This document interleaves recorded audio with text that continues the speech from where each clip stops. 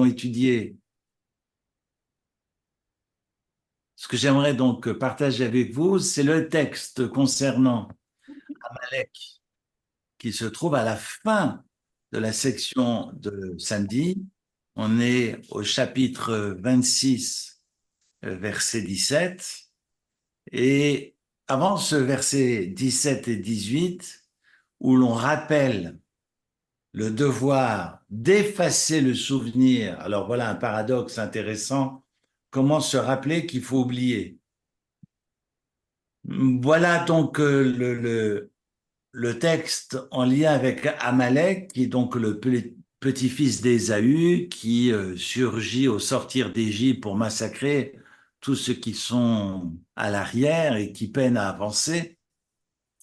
Je passe les détails du Midrash quant à leurs exactions. Et puis, vous avez juste avant ce passage sur Amalek, une loi sur les poids et mesures. Et nous avions évoqué cette question samedi soir. On est, en tous les cas, dans cette paracha de Kitetse avec laquelle nous ouvrons l'année scolaire. La paracha de Kitetse est une paracha qui contient le plus de mitzvot, le plus de commandements divins. Il y en a 74. 74 lois, 74 commandements, et on sait que la valeur numérique de 74, 70 c'est Aïn, et 4 c'est Dalet. Aïn Dalet. Et on sait que Aïn Dalet, ce sont ces deux lettres qui paraissent plus grandes dans cette profession de foi que nous récitons 2 fois par jour, Shema Israël, Hachem Elokeinu, Hachem Echad. Écoute l'Israël éternel. Notre Dieu l'éternel est un, est unique, et nous avons ce Aïn de Shema qui veut dire écoute, ce Dalet de un, Echad, qui sont plus grands dans le parchemin de la Torah. Je rappelais Shabbat que témoigner, c'est d'abord s'exprimer, c'est clamer haut et fort, non pas comme l'ambulance qui est en train de passer, mais c'est de clamer haut et fort ce credo, Shema Israël Hashem Elokeinu Hashem Echad, parce que le verbe, la parole et l'écoute sont les substrats du Ham Israël. On transmet à travers la parole, non pas à travers le visuel, mais à travers le verbe. Je ne crois pas parce que j'ai vu, je crois parce que j'ai entendu. Et cet entendement, cette écoute est fondamentale. Et c'est ce qui permet la transmission et qui permet à la tradition juive et au peuple d'Israël de demeurer pérenne. On s'entend que on a rappelé cette question de l'écoute. On reprendra le sujet autour du Ben Sorer au Moré au début de la paracha de Kitetse, combien cette écoute est fondamentale. J'ai eu l'occasion, pour la première fois de ma vie, de faire un mariage il y a 2 semaines de cela, et puis j'expliquais aux jeunes mariés que effectivement l'écoute est fondamentale, mais l'écoute c'est pas juste d'envoyer, de s'exprimer, mais de faire preuve d'humilité et de faire de la place en soi pour accueillir la parole de l'interlocuteur, ce qui n'est pas simple. Shema Israël Hashem Elokeinu Hashem Echad, et donc on a cette aide mémotechnique avec ces deux lettres, Aïn Dalet, qui nous rappellent finalement ces 74 lois comprises dans cette paracha de Kitetse que nous avons lu samedi. Alors au verset 17 et 18, je vous les lis en français. Souviens-toi de ce que t'as fait Amalek lors de votre sortie d'Égypte, lorsqu'ils te rencontrèrent sur la route alors que tu étais exténué, fatigué. Ils firent disparaître ceux qui restaient en arrière. Zanev, Zanav, c'est la queue. Mais sans faire de mauvais jeu de mots, on a au sens propre comme au sens figuré un peuple qui va s'attaquer à l'alliance des Hébreux, autrement dit aux excroissances, à la circoncision des Hébreux, les trancher et les lancer au ciel pour lancer un défi à Dieu, le texte dira justement que ce peuple ne craint pas Dieu. Le verset 17 termine en disant « Ils firent disparaître ce qui restait en arrière, velo yaré, et ils n'avaient pas peur, sans craindre l'Éternel. C'est pourquoi quand Dieu t'aura débarrassé de tous tes ennemis autour de toi, dans le pays que Dieu te donne, tu dois effacer le souvenir d'Amalek de sous les cieux. Et tu ne dois pas oublier. C'est tout à fait contradictoire, semble-t-il, qu'on doit se rappeler, qu'on doit oublier. Parce qu'effacer, c'est oublier. Donc, comment je fais pour oublier et de me rappeler qu'il faut oublier, enfin, parce que si j'oublie, je m'en rappellerai plus. Enfin, vaste programme. De surcroît, le texte, qui n'est pas payé au mot, le sait, et quand il y a des redondances, il y a question. Comment se fait-il que le texte de la Torah me dise « Souviens-toi » et termine par les mots « Lotishkach », n'oublie pas. Quelle est la différence entre le souvenir et ne pas oublier? C'est, semble-t-il, une redondance. Il y a une répétition qui paraît inutile à première vue. Et on a un peu réfléchi samedi soir avec quelques-uns d'entre vous. On est arrivé à la conclusion que la mémoire, ce n'est pas le souvenir. Le souvenir, c'est tout sauf la mémoire. Le souvenir, c'est tout sauf ériger des statues. Parce qu'on connaît ces statues. On les rencontre. Moi qui ai grandi en Alsace, dans un univers où il y a des monuments aux morts à tous les coins de rue, dans tous les villages, à la mémoire de nos enfants tombés en 14-18 ou 39-45. Je ne vous parle pas de Verdun où mon père m'a promené quand j'étais gosse, mais une vraie boucherie. Mais là, on est face à la mémoire. Que signifie le souvenir? Parce que s'il faut juste se rappeler, c'est vrai que quand on est dans les cérémonies, non pas que je jette du sucre sur j'ose, en revanche, jeter la pierre, enfin, arrose sur tous nos cérémoniaux et toutes ces cérémonies répétitives durant l'année, voire parfois rébarbatives pour certains, eh bien, pour moi, il est fondamental de rappeler que le souvenir vient de la racine zachar, qui veut dire le mâle, avec un accent circonflexe. Celui qui ensemence. Le souvenir est censé féconder du sens. Si le souvenir est uniquement englué dans la mémoire, never again, il n'est pas encore 9 heures d'ailleurs, mais si le souvenir est englué dans la mémoire, alors ça ne sert absolument à rien. Il faut que ce souvenir me permette d'augurer des horizons meilleurs et me permette de construire. Comme disait Abraham Echel, nous sommes des bâtisseurs. Si le souvenir ne me permet pas de bâtir, de construire, alors ça n'a pas de sens. Et c'est toute la différence entre la mémoire et le souvenir. Et je sais, pour ma part, et j'ai fait assez d'années de divan pour comprendre la torture morale, mentale, psychique de mon père, de mes parents, mais là n'est pas la question. Il faut absolument que ces Yom HaShoah et que tous ces jours de commémoration ne se transforment pas en jours de mémoire, mais en jours de souvenir. Et qu'on puisse inviter les écoles et qu'on puisse inviter les étrangers à la communauté, participer, comprendre, contribuer.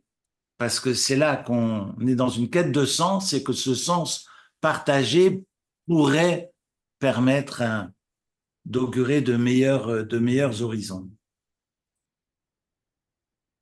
Et curieusement, le texte qui va précéder ces deux versets, ce souvenir d'Amalek. C'est le verset 15 où on nous demande de ne pas avoir de poids entier honnête et une mesure entière honnête. Euh, il faut le reprendre depuis le début, pardon, au verset 13. Tu ne dois pas garder dans ta bourse, dans ton kiss, c'est-à-dire dans ta poche, deux poids inégaux, un grand et un petit. Sous-entendu, tu pèses avec le grand, mais tu fais payer avec le petit. De même, tu ne dois pas garder dans ta maison deux mesures inégales, une grande et une petite. C'est-à-dire que même si je ne commerce pas avec ces deux poids, je dois veiller à ne pas les garder chez moi. Alors, il s'agit de quoi? Deux poids, deux mesures. C'est-à-dire que je suis au marché de Plein Palais, j'ai une dame qui m'apporte ses pommes de terre et moi, je prends mon poids, enfin, une dame ou un homme, peu importe, je prends mon poids où je grave sur le poids 1 kilo. Alors que le poids ne fait pas 1 kilo, il fait 800 grammes. Mais moi, je triche, je grave dessus 1 kilo. Comme ça, je peux retirer les pommes de terre et annoncer à la personne, au client, à la cliente, voilà, on est arrivé à 1 kilo et je vous fais payer 1 kilo. Elle peut pas savoir que je suis fourbe. Le seul qui peut savoir, qui connaît ma fourberie, c'est le ciel, c'est Dieu. Le texte dira donc, tu ne dois pas garder dans ta bourse deux poids inégaux, un grand et un petit. De même, tu ne dois pas garder dans ta maison deux mesures inégales, une grande et une petite. Et donc, verset 15 que je lisais trop vite, tu dois avoir donc un poids entier honnête, une mesure entière honnête. Et si tu fais ainsi, tu te maintiendras longtemps dans le pays de Dieu. Et quiconque est malhonnête et possède donc des poids et des mesures qui sont déviants, malhonnêtes, et toeva, c'est être répugnant. C'est une abomination vis-à-vis de Dieu. C'est extraordinaire. Évidemment, ces contiguïtés, quand on a des juxtapositions de textes, ce n'est jamais anodin dans le texte de la Torah. Et ça vaut la peine de reprendre l'année des lectures de la Torah et de travailler uniquement sur les juxtapositions. On pourrait passer l'année entière uniquement sur ces articulations, pourquoi ces textes sont liés, parce qu'on sait que la Torah ne met pas en avant un ordre, j'allais dire, il n'y a pas d'ordre prépondérant qui va suivre l'histoire de la sortie d'Égypte. Les textes parfois se confondent, c'est évidemment de la volonté de Dieu, et Dieu a voulu que ce texte en lien avec les poids et mesures précède la question d'Amalek. Comme si, quelque part, Amalek n'est pas qu'un épiphénomène. Comme si, attention,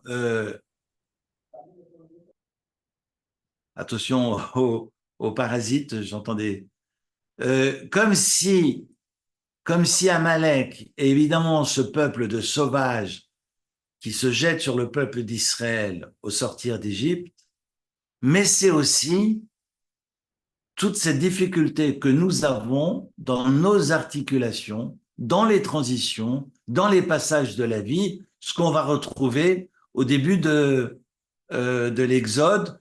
Et je vous reprends simplement très rapidement le passage. On est à la fin de Béchalach.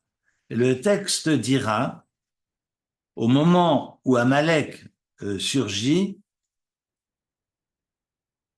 Dieu va demander à Moïse de prendre son bâton parce que le peuple se plaint, le peuple a soif, et donc il souffre de la soif et proteste contre Moïse. Et donc Dieu va dire à Moïse, tu marches devant le peuple, et puis tu vas prendre ce bâton avec lequel tu as frappé le Nil, et puis tu vas frapper le rocher, et comme ça jaillira de l'eau, et tu pourras donner à boire au peuple. Et Moïse fera ainsi en présence évidemment de tous les anciens d'Israël et devant Dieu. Et ce lieu s'appellera lieu de dispute, d'épreuve, car le peuple avait disputé et avait éprouvé l'Éternel en demandant Ayesh Hashem Bekir Benu Imaïn. Y a-t-il Dieu parmi nous ou pas? Et on est au verset 7 du chapitre 17 de l'Exode.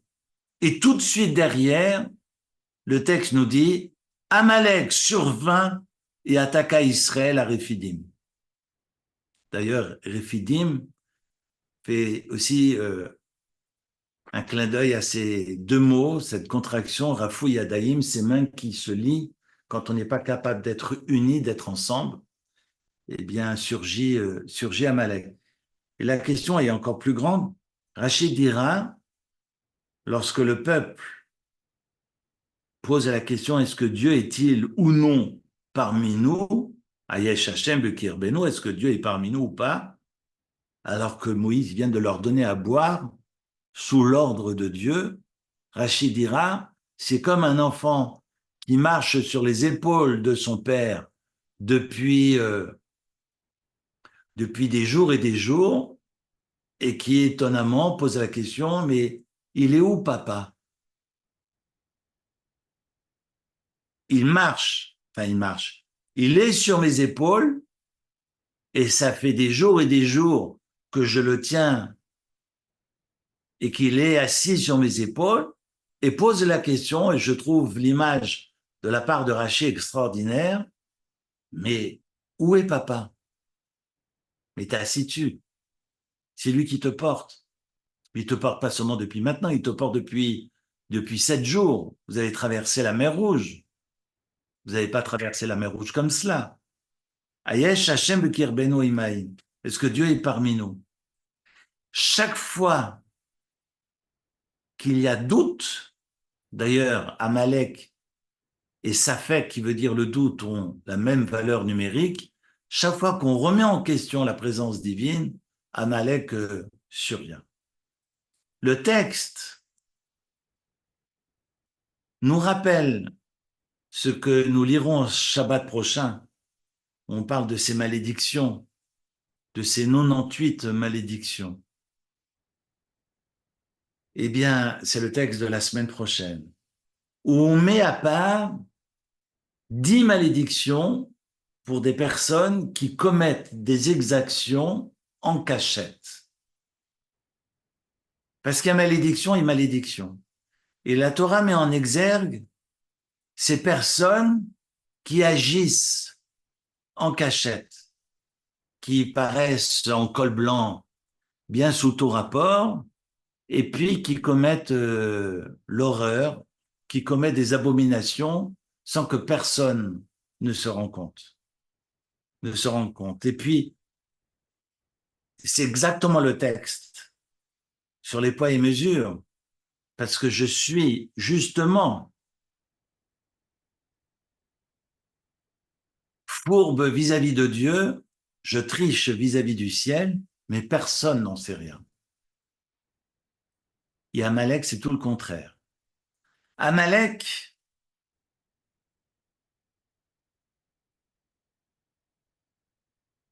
va hériter en fait de la même vertu que les descendants de Jacob. Parce que l'ancêtre de Amalek, son arrière-grand-père, c'est Isaac. Isaac aura 2 enfants, Jacob et Ésaü. Ésaü aura Éliphaz comme fils, et le fils d'Éliphaz, c'est Amalek. Et l'un et l'autre ont cette crainte. Et la crainte va, j'ai envie de dire, va, va produire un sentiment de manque. Mais pour Jacob, ce sera le manque de Dieu, d'où cette recherche de rapprochement qui féconde la joie de cette proximité avec le ciel, et le manque du mal chez Amalek. Le manque est là. C'est un peu comme le manque du drogué. Le manque est là et autant présent chez Jacob et chez Ésaü, parce que le père Isaac est dans cette rigueur absolue et va transmettre cette dimension. Et on a chez Amalek, qui est un descendant d'Isaac, cette mida de la crainte, et va hériter donc, va l'exploiter pour faire le mal. Et on a également chez Jacob, chez les descendants de Jacob, qui font la guerre contre Amalek pour le vaincre, empli de la crainte du ciel, la crainte de Dieu. C'est pas anodin, le texte nous rappelle qu'ils ne sont pas craignants Dieu. Et j'ai envie de dire, ils ne sont pas craignants Dieu. Celui qui a des poids et des mesures inégaux est également lo yaré Elohim, n'est pas un craignant Dieu. Il est prêt à paraître, j'ai envie de rappeler ce qu'on raconte actuellement dans la presse, religieux et bien sous tout rapport, mais on ne sait pas ce que la personne commet en cachette, et face à Dieu, c'est l'abomination. Amalek est dans cette abomination, mais ne le cache pas. Il est dans la Toeva, mais il le montre, et il n'a pas peur de montrer, de présenter une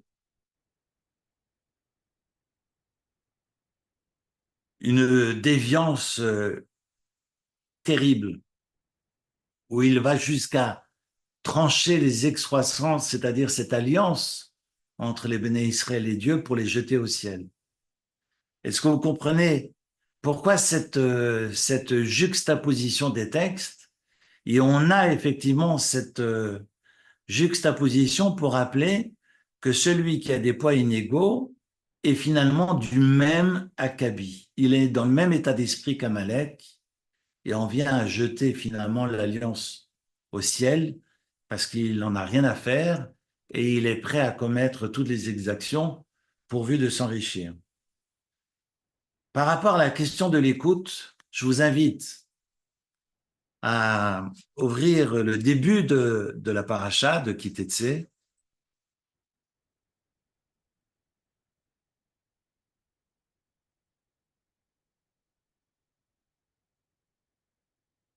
C'est le verset, donc, verset 10 du chapitre 21. C'est marqué Ki Teitzei la milchama lo oivecha, quand tu sortiras en guerre contre des ennemis. On sait que l'Orachem Akadosh, ils sont nombreux les commentaires qui diront que ça commence au singulier, ça termine au pluriel.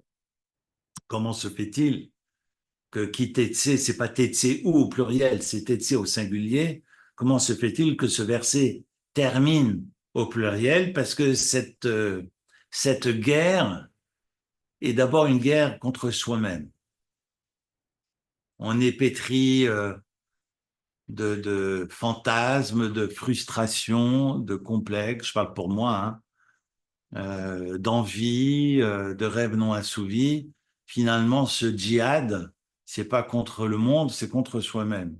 C'est un combat au quotidien, et comme le mentionnent les Mefarshim, les exégètes sur place diront, c'est le combat contre le Yetzer Hara. J'aime pas trop cette traduction de mauvais penchant parce que ce Yetzer Hara, s'il existe, c'est qu'il est nécessaire, et ça me permet finalement de recouvrer une liberté de choix. On y reviendra. En tous les cas, la Torah ne parle pas contre les instincts de l'homme. Il ne s'agit pas de transformer l'être humain en ascète, en moine, mais de lui donner les outils pour qu'il puisse canaliser sa pulsion de vie, qui est volontairement agressive parce que ça lui permet de participer à la création divine, mais pour que cette agressivité ne se retourne pas contre lui-même et qu'il ne tombe ni dans la perversion ni dans la dépression, eh bien la Torah me donne les moyens pour canaliser et pour transcender cette pulsion et de pouvoir la dépasser. Et le texte, après que nous parlions de cette prisonnière qui s'enlaidit pour permettre d'être repoussante vis-à-vis de cette personne qu'il a pris en captivité. Là, c'est vraiment un texte qui vaut la peine euh, d'être étudié, mais une vraie étude comparative et d'être étudié à fond avec les commentateurs, se poursuit avec la question du Ben Soré Romoré et le texte talmudique dans Sanhédrin. On est à la page 71 et 72 de Sanhédrin. Si vous avez les traités talmudiques en français, ça vaut la peine après de jeter un œil. On évoque la question du Ben Soré Romoré, qui est l'enfant qu'on appelle l'enfant renégat. Alors, je vous donne le texte. On est au verset 18 et 19 et 20. Je vais vous lire le texte, ça vaut la peine de le reprendre dans les mots. Chapitre 21, verset 18. Si un homme a un Ben Soré Romoré, un enfant qui s'arre, qui s'écarte et qui se rebelle, et Nenu Shomea qui n'écoute pas, Bekol Aviv ou Bekol Imo, ni la voix de son père, ni la voix de sa mère. Visro Oto. Et ils ont beau le punir, Velo Ishmaelem, il ne les écoute pas. Vetaf et Soubo, alors évidemment, vous allez tomber par terre en découvrant ce texte qui est cruel. Vetaf Soubo, Aviv et Imo, son père et sa mère le saisissent. Votsi Oto, et le font sortir Zikneiro vers les sages de la ville. Vel Charme Como vers la porte. La porte, c'est symboliquement, quand on parle de la porte, c'est le tribunal dans le texte de la Torah. Va'amol Zikneiro, et diront donc aux anciens de la ville, Benei nous notre fils que voici, saurait rumorer, eh bien, sort des clous. Et nous shomea, il n'écoute pas Bekolenu notre voix, Zolel veut sauver, Zalal, ça veut dire manger gloutonnement, il gloutonne, veut sauver, c'est il boit, c'est un trou sans fond. C'est intéressant, le texte talmudique nous dit, mais il boit combien? Il boit combien? Un tartémar de viande, c'est donc un grand steak de viande, donc c'est pas si extraordinaire. C'est ce que nous mangeons tous les soirs, j'imagine. Et un demi-log, c'est-à-dire un quart de litre. Et c'est ce que nous buvons, hein. On boit tous un ou à deux, un quart de bouteille de vin. Ne me dites pas le contraire. Bon, bref. Alors voilà qu'il gloutonne et il boit. Et il s'enivre. Vous voyez, il s'enivre avec un quart de litre. Ils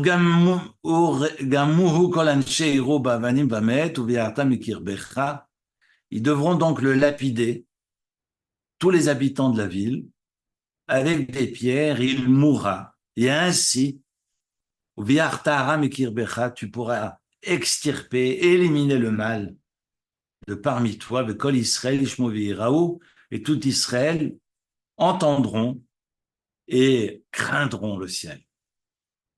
Et tout le monde répond Amen.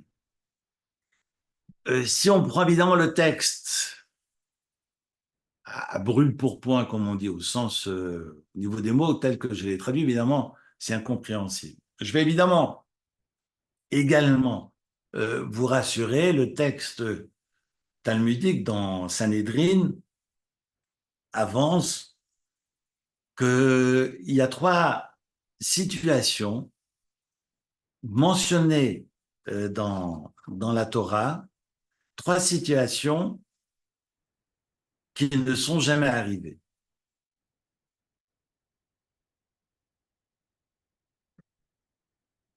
Qui ne sont jamais arrivées. C'est le cas du Ben Soré Rumoré, c'est le cas de Ir Anidachat et c'est le cas de Bet Amnouga. J'étais en train de regarder un texte de Leibovitch parce que Leibovitch aime bien rappeler la différence entre ce qui devrait être et ce qui est la réalité. La Torah est là pour nous expliquer ce qui devrait être. Mais entre ce qui devrait être, comme les prophètes d'ailleurs, qui n'expriment rien d'autre que ce qui devrait être, et la réalité, eh bien, il y a évidemment un décalage. Et souligne la notion du devrait être s'applique au commandement pratique, au juridique et à la vision future du monde. Tout cela se devrait être, mais évidemment, la mesure dans laquelle ce qui est souhaitable ne se réalise ou pas dépendra de l'homme et dépendra évidemment de notre comportement. J'aime beaucoup ce qu'avance Leibovitch. Je l'avais gardé ouvert parce que je voulais absolument le rappeler. Le Ben Sorer ou Moré, c'est cet enfant-là, qui est un enfant Ben Sorer ou Moré. Si on doit le condamner, c'est pas un katan, parce que jusqu'à ses 12 ans pour la fille ou ses 13 ans pour les garçons, là on parle pas de bat, on parle de Ben, donc il s'agit d'un garçon. Tant qu'il n'a pas 13 ans, c'est un katan. Donc je paye pour lui. Donc je ne peux pas le condamner tant qu'il n'a pas 13 ans. Et puis s'il est adulte, j'ai aucun pouvoir sur lui. Donc je n'ai de pouvoir sur lui qu'à partir du moment où il a 13 ans jusqu'au moment où il est pubère. Et je suis face à vous, je sais qu'il y a des médecins parmi vous, donc c'est une question de semaines, voire de mois. J'ai un pouvoir sur lui sur un mois, 2 mois, grand maximum 3 mois. Vous voyez que les conditions, évidemment, ne sont pas les mêmes. Mais ça ne s'arrête pas là. En tous les cas, je reprends. Le Ben Sorer Rumoré, cet enfant renégat, le texte dira qui n'a jamais existé, sauf un Rabbi Yochanan qui, à la page 71 du traité talmudique de Sanhedrin, dira « Si, si, moi je sais qu'il a existé, j'étais assis sur sa tombe ». Évidemment, les commentaires sur le Talmud diront « Mais c'est pas possible, Rabbi Yochanan était un Kohen, donc il n'a jamais pu entrer dans un cimetière, donc il peut pas prétendre qu'il ait existé alors qu'il n'entre pas dans les cimetières. » Bref, donc ça aussi, ça mérite quand même quelques éclaircissements de la part de ce maître qui s'appelle Rabbi Yochanan. En tous les cas, le texte talmudique, la Gemara dira que le Ben Sorer au Moré n'a jamais existé, que la Ir Hanidachat, c'est une ville qui se livre à l'idolâtrie, et tenez-vous bien, il faut passer toute la ville au fil de l'épée, tout bonnement. Et évidemment, la Gemara vient nous rassurer, n'ayez pas peur, ça n'a jamais existé, parce qu'il suffit qu'il y ait une seule mezouza, vu qu'il faut assassiner tout le monde, et puis les biens et les maisons, euh, même si vous trouvez des billets de banque, il faut tout brûler, tout. Donc on ne peut pas tout brûler s'il y a une mezouza, donc, vu qu'il y a le nom de Dieu. Donc forcément, eh bien, ça protège la ville. Vous voyez que pour que les conditions puissent être réunies, évidemment, il faut se lever tôt. Et Beth Amnouga, c'est une maison lépreuse. Alors, c'est une maison qui atteint, c'est une lèpre qui atteint la maison d'une personne qui profère de la médisance. Et le texte était au début du Lévitique, on l'a un peu étudié en son temps, on y reviendra bien entendu. Voilà 3 situations extrêmes. Comme dit Yeshayahu Leibovitch, ce sont des situations, ce qui devrait être, vient nous apprendre finalement la manière dont on doit se conduire. Et moi, ce que j'aimerais vous inviter à faire avec une lecture que j'aimerais partager avec vous de Shaul David Botchko, de Rav Botchko d'Israël, sur la question du Ben Sorer ou Moré. Le Ben Sorer ou Moré, cet enfant de 13 ans et quelques jours, gloutonne et boit comme un trou, et le texte dira, tenez-vous bien, ce rabbi Yossi Aglili à la page 72 va clamer haut et fort, il vaut mieux qu'on tue cet enfant quand il est encore innocent, plutôt que d'attendre qu'il brigande dans les carrefours et qu'il termine l'héritage de son père, enfin qu'il mange l'héritage de son père, parce qu'il le dépense non pas au casino de Divonne, mais il le dépense dans les boucheries et chez les vendeurs de bouteilles, et il va vider évidemment son porte-monnaie, et pas seulement, quand il aura fini le porte-monnaie de son père, il ira prendre le porte-monnaie de tous les voyageurs au croisé des chemins. Et quand vous lisez ça, vous tombez par terre. Je veux dire, depuis quand nos sages diront qu'il vaut mieux assassiner, condamner une personne tant qu'elle est innocente, parce que ça fait pas trop de remous, parce que si on attend et on sait, on a déjà pensé ce qui se passe au fin fond de son esprit, on sait qu'il va mal pousser, qu'il deviendra un grand brigand. Donc, vaut mieux tuer un petit brigand qu'un grand brigand.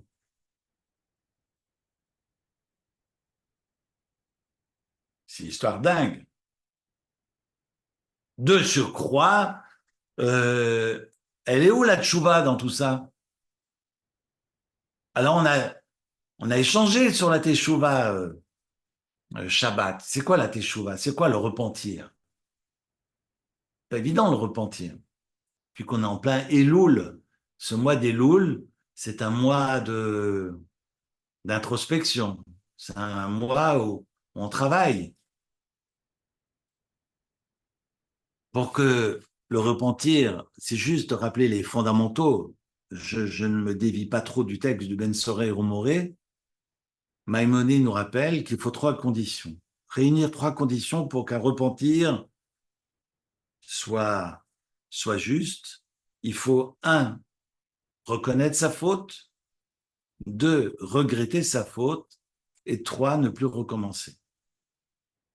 Combien de fois on entend dire, oui, oui, j'ai fait une connerie, je reconnais. Bah alors excuse-toi. Vous voyez que c'est deux pans différents. La reconnaissance et les regrets, les excuses, ce n'est pas la même chose. Maïmonide nous dit, il faut un reconnaître. Et d'ailleurs, quand on allait au temple, on avait fauté par inadvertance et qu'on a porté une offrande, eh bien, cette reconnaissance, il fallait la clamer haut et fort. Il y avait, j'ai envie de dire, des effets cathartiques extraordinaires. C'est-à-dire que si vous dites au prêtre dans l'oreille, j'ai fait une bêtise, plus fort, faut que tout le monde t'entende. Comment ça, toi, plus fort? Vous voyez, même le théâtre grec peut aller se coucher devant le parvis du temple. Vous voyez que nos prêtres de l'époque étaient des thérapeutes. Je dis pas que les thérapeutes aujourd'hui sont des prêtres, peut-être aussi, c'est jamais. Mais en tous les cas, les prêtres de l'époque étaient des thérapeutes. Plus fort, il faut clairement dire j'ai fait une bêtise. Et ensuite, on a posé les mains sur l'animal. Enfin, voilà, je ne vais pas maintenant épiloguer sur les sacrifices parce qu'il y a beaucoup à dire. Mais vous voyez qu'il y a cette catharsis, le repentir, c'est pas une mince affaire. Et Dieu nous dira, s'il y a tchouva, la page, elle est blanche. J'efface tout. Imaginez que j'ai une dette et que je n'arrive pas à rembourser et on me taraude d'année en année, et puis après 50 ans, je rembourse tout, tant bien que mal.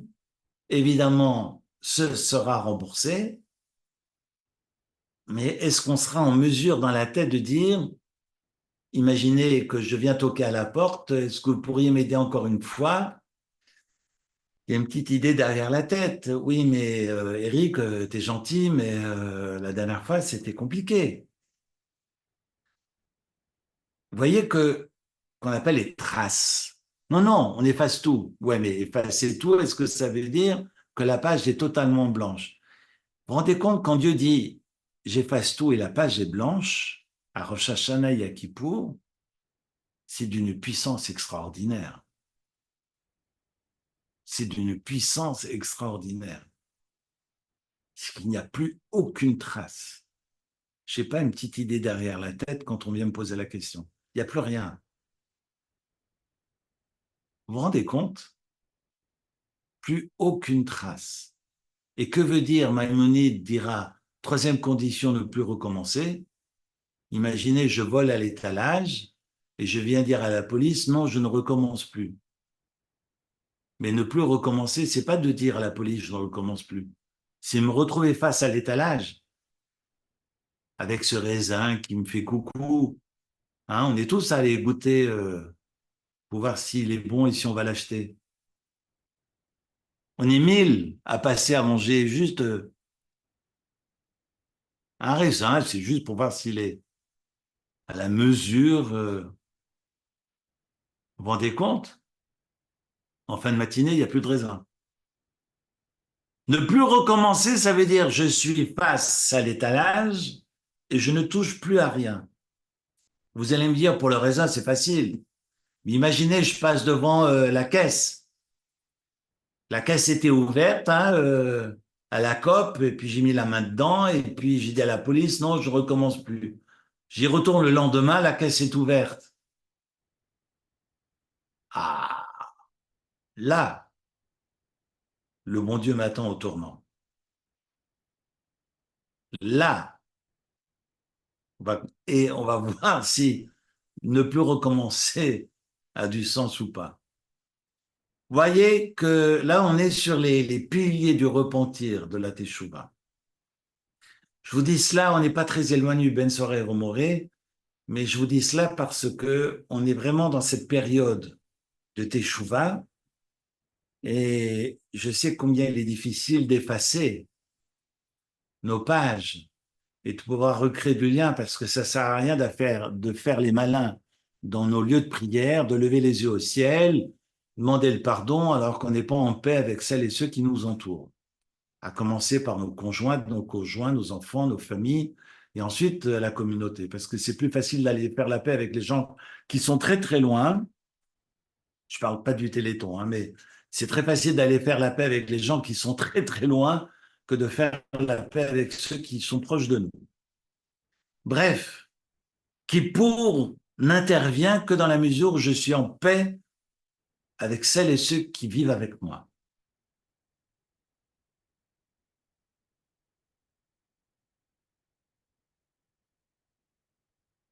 Le texte dira, pour le Ben Soré Rumoré, et c'est extraordinaire, regardez le Chumash, le texte au verset 20,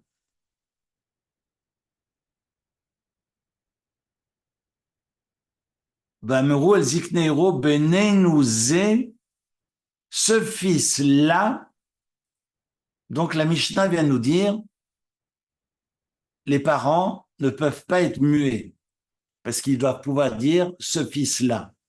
Et s'ils le montrent du doigt, ils ne sont pas aveugles, parce qu'ils le montrent du doigt.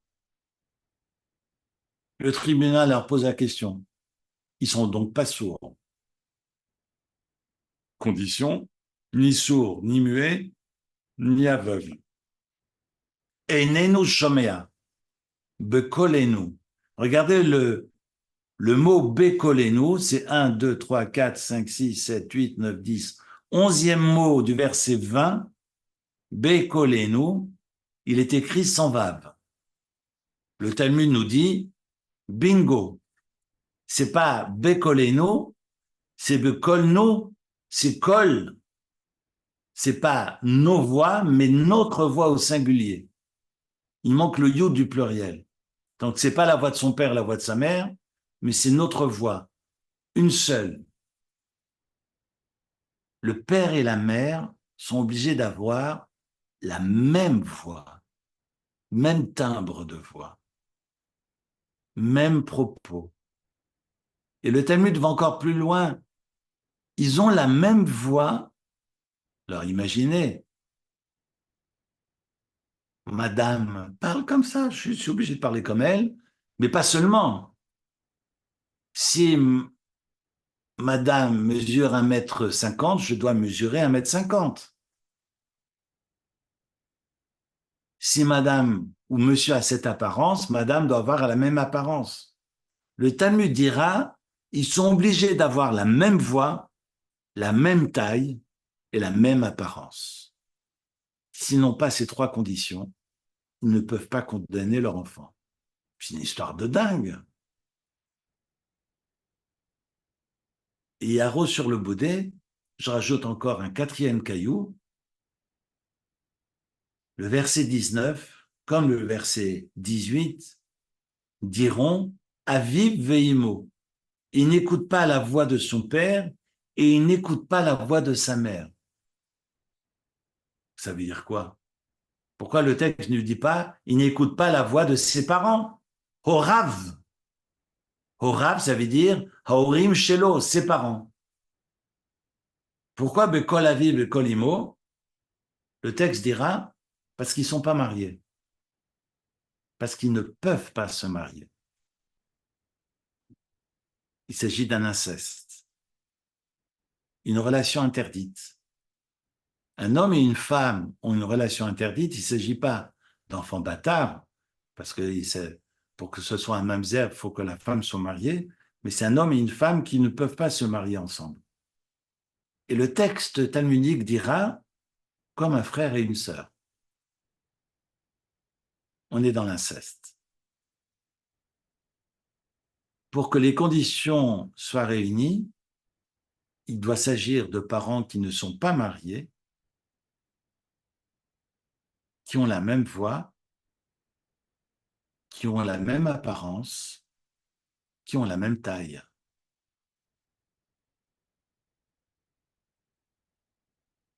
Ça fait une demi-heure qu'on était en train de préparer nos cailloux pour lapider cet enfant, et le Talmud nous dit, oh oh, vous vous trompez de cible. Le problème, c'est pas l'enfant, ce sont les parents. Et le texte, d'ailleurs, juste parenthèse, le verset 18 dira, Einenu shomea. Je rappelais samedi soir, que signifie Einenu shomea? 1, 2, 3, 4, 5, 6, 7, 8, septième et huitième mot du verset 18. Einenu shomea.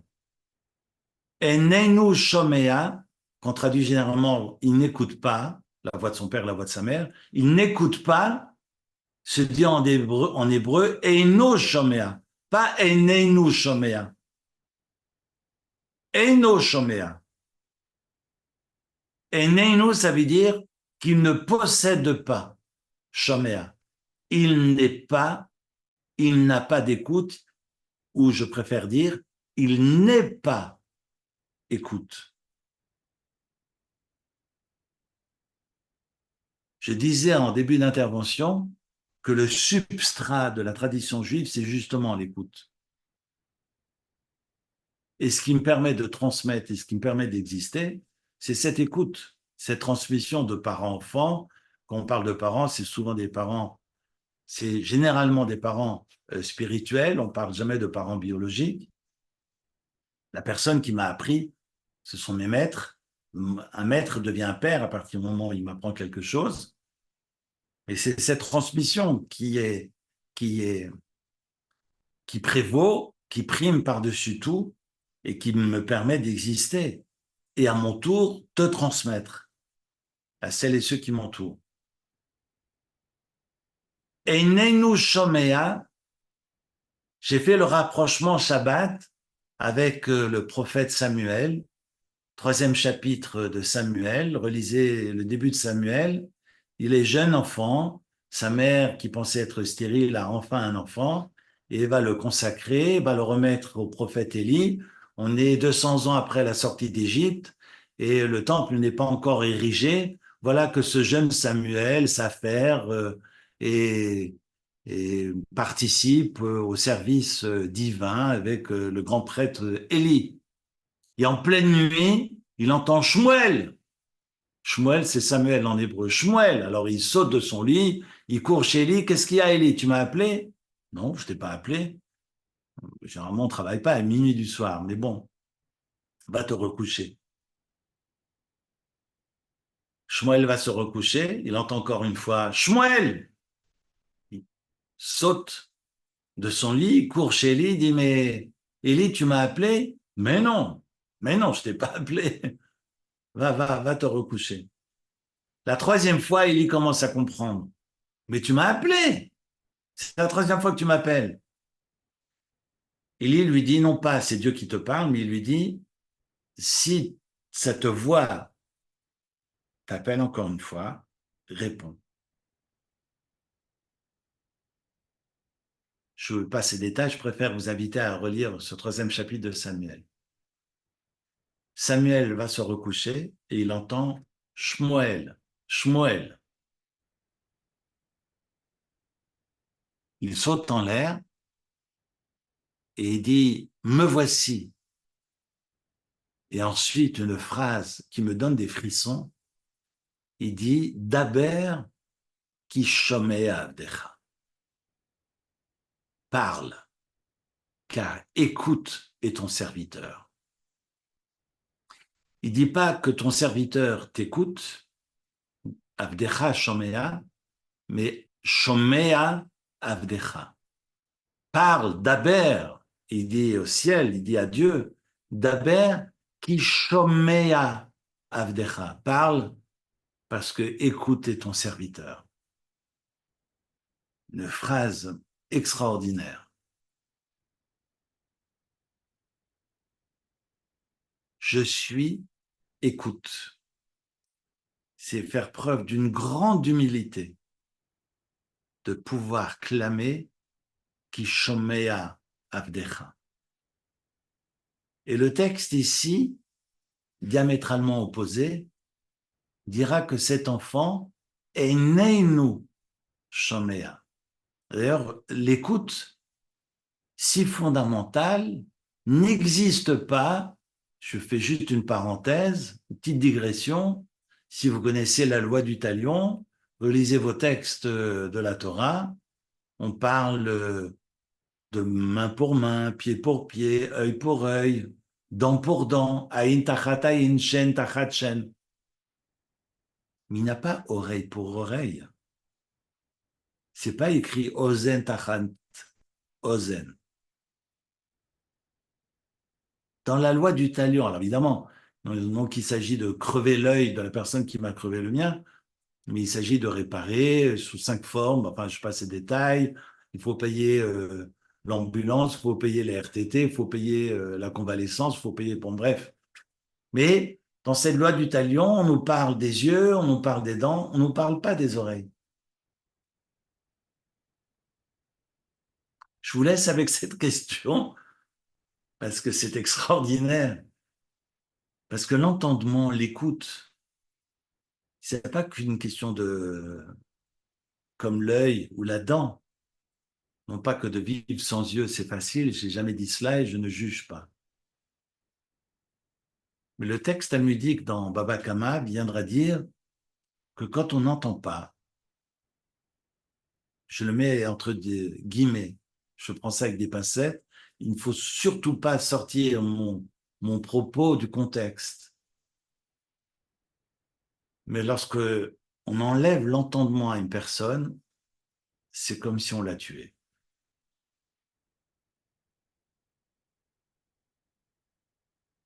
C'est marqué dans le Talmud que l'entendement, c'est toute la personne.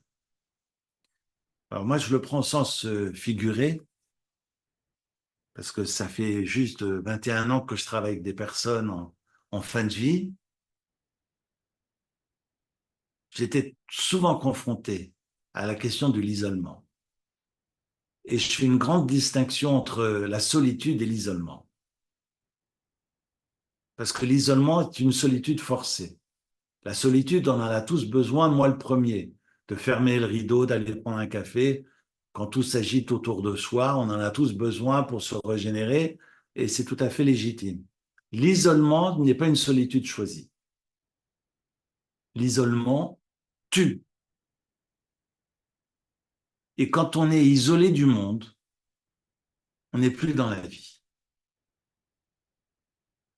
La question, alors je vous laisse avec toutes ces réflexions, mais la question de l'entendement, on y reviendra parce que pour moi, ça ça me perturbe au quotidien à travers mon travail.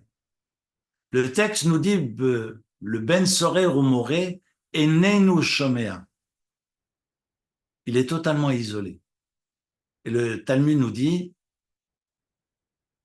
le responsable, il n'est pas là où on pense. Quand on a des parents qui sont des clones,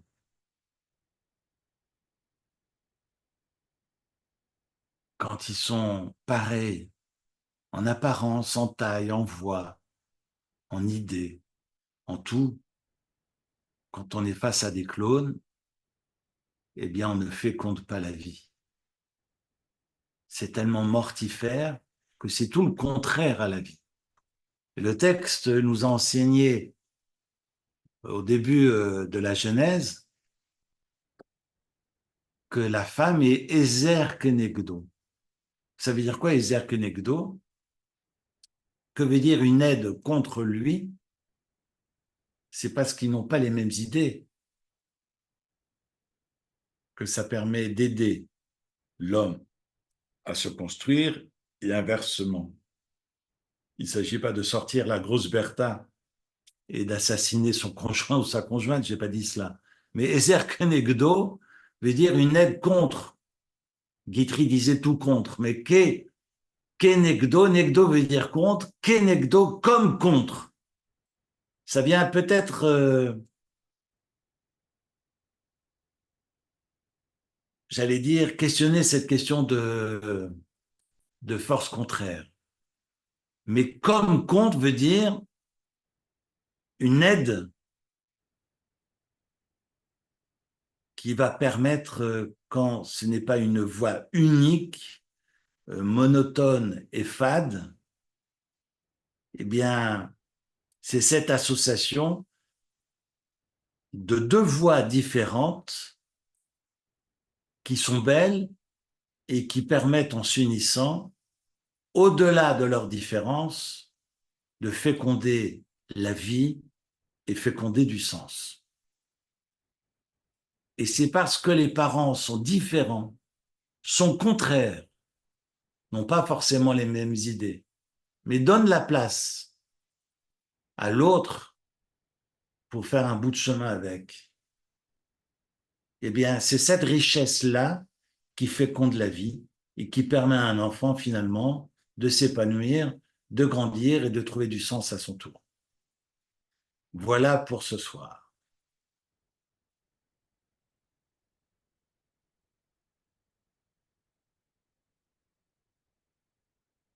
Vaste programme. Alors, c'est évidemment mon dada, la question de l'écoute. C'est une question qui me traverse, enfin, tout le temps dans mes activités, dans l'étude.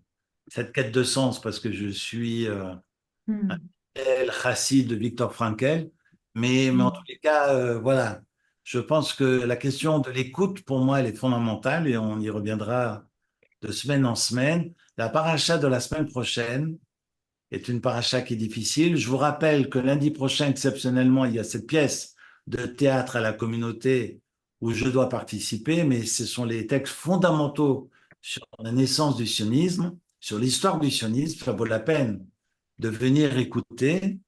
Et puis, je reviendrai non pas lundi prochain, mais dans 15 jours, sur la question des malédictions, parce que c'est effrayant, mais il faut comprendre ces textes que nous lirons samedi prochain. Et samedi suivant, évidemment, à la veille, quasiment à la veille des fêtes de Rosh Hashanah, on étudiera tout ça ensemble dans 15 jours. Merci de votre fidélité. תודה רבה. Merci beaucoup, Eric. Merci. Merci pour votre retour. Merci beaucoup. Merci infiniment. Merci Eric. תודה רבה. תודה רבה. Merci. Merci beaucoup. ערב טוב. ערב טוב, לילה טוב. Merci. Merci. Merci à vous.